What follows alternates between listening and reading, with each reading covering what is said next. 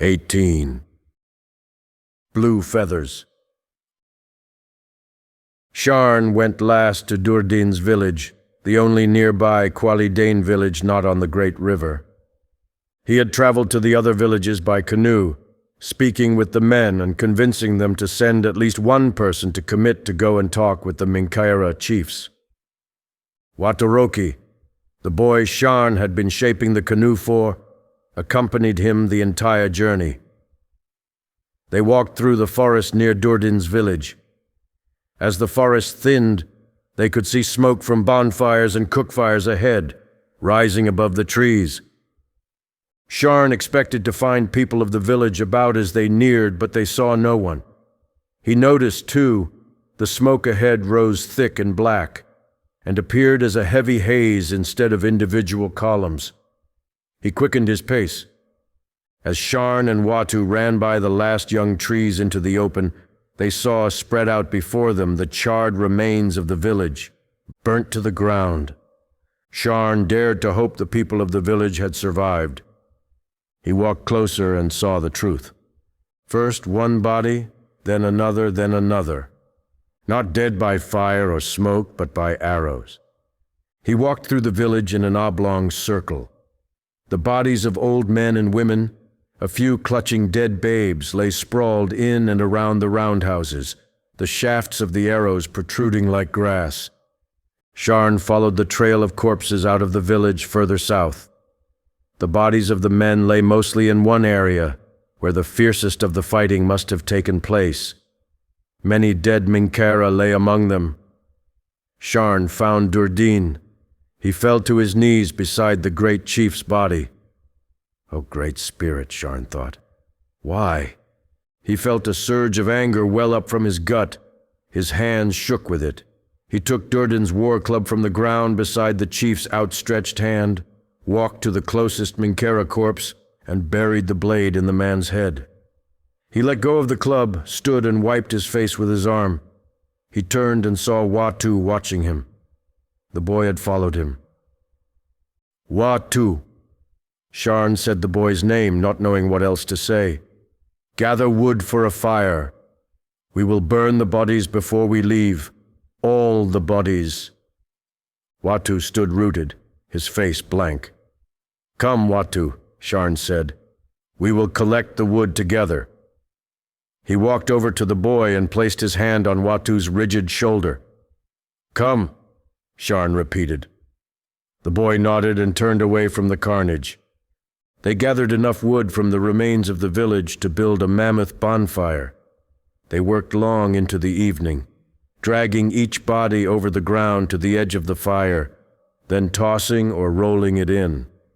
They pulled aside weapons and blankets, but everything else they gave to the flames. Sharn had savored the thought of a hot meal as Durdin's guest that night. Even among the Quali, the village was known for its food and hospitality. He would have drunk saba and smoked smiochka with them, telling about the meeting with the Minkaira chiefs. A chance at lasting peace. He and the boys sat away from the fire by a tiny creek. They ate dried meat and berries and drank cold water. They would sleep on the far side of the creek, then go back to their own village. As they lay on the ground, wrapped in their traveling blankets, Sharn thought about the missing children. There had been babies with their mothers, and there had been boys of Watu's age and older, laying dead with the men, but no younger boys and no girls at all. They had been taken, to sell or to rape or to torture. He tried to remember each child of the village, asking Great Spirit to go with the little ones and watch over them until he and the other Quali warriors could rescue them. We can never have peace now, he thought. Instead, we will have vengeance. We will kill anyone who took part in this raid, and if they have hurt any of the children they took, then we will do like our ancestors did, and give the hairy devils reason to fear our wrath. Sharn imagined himself pulling out each toenail and fingernail from one of the Minkairan monsters. But as the thought gave him pleasure and fueled his rage, the face of his victim became Ponder's face.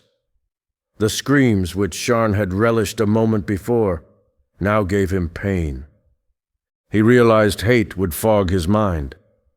Any attack on the Mincara would mean a counterattack, which would continue the cycle of suffering and vengeance on both sides. He must find a way to keep peace. If he did not, no one else would, and sooner or later war would take the rest of his people from their land. Sharn Nalwen and Waturoki walked into their village the next day carrying a heavy litter between them, covered in blankets. Sharn and Watu both wore blue brecca feathers tied in braids behind their ears, a sign of their mourning. The village children greeted them, but the older ones realized something was wrong. Sharn and Watu marched in silence to the meeting house, drawing an anxious crowd behind them. By the time they set the litter on the ground and turned around, Sharn's uncle and father were walking toward them. "Son," his father said as they came near, "what is it?" Sharn reached down and pulled the blankets away. A pile of bows, arrows, knives, spears, and tomahawks filled the litter, many stained with blood and dirt. Sharn picked up Durdin's massive war club and handed it to the chief. Tiwekto inspected it. "Durdin's," he said. "He is dead," Sharn said, "along with all the men, women, and babies. The village is burned to the ground." As he spoke, the crowd around them broke into murmurs, followed by shouts and great sobbing wails. Sharn spotted Tesdara, saw the horrified look on her face. Tiwekto looked from the tomahawk in his hands to the litter of weapons on the ground. He saw the bows and arrows. "Mincaera," he said. Some of the crowd heard this and yelled louder. Tiwekto motioned for them to be quiet. Some of the women broke off from the crowd in clusters to go away and mourn. Many in Sharn's village had relatives and friends among Durdin's people. Tiwekto looked up. "The bodies? Burned. By us." Chief Tiwekto nodded. "You said men, women, and babies," Sharn's father said. "What of the other children?" Of course he would notice that, Sharn thought. His father never missed a thing. "The small boys and all the girls were missing," Sharn said. He did not know whether this added news would be cause for hope or more anger. He knew what came next, though. "They've taken them," said one of the other men. "We must get them back." "And do to the hairy devils what they've done to us," said another. Another man threw his arms up and yipped the war cry. "Think what will happen?" Sharn yelled above the noise. Chief Tiwekto silenced the others so Sharn could speak. "If we go butcher the Mincara who are responsible, some other hairy devils will seek revenge for them. They will come kill us. Those of us who are left will go kill them. Then others of their people will come kill the rest of us." Some of the men turned away and spat. "You suggest we do nothing?" Sharn's father asked. "Let me go speak with the chief of the men who did this. Last time I was in Durdin's village, I heard where they had gone to retrieve the stolen boy and girl and kill the men who took them.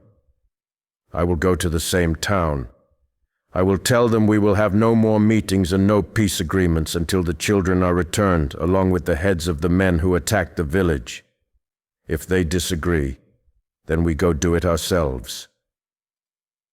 "A coward's way," said one of the men. "The Kuali Dane do not go begging for justice. We make our own. They will never fear us if we do not repay blood for blood." "There will never be peace either," said Tiwekto. "Have we learned nothing from our war with the Kote? Vengeance gives birth to vengeance and all that goes with it. Blood and death and hate. If we want peace with these people, we must give them the chance to make things right." He turned to Sharn. "Go at once. The Kuali Dane will surely make ready for war, and we will be among them. By the time you meet with the Mincara, we will already be marching. I pray they listen to you."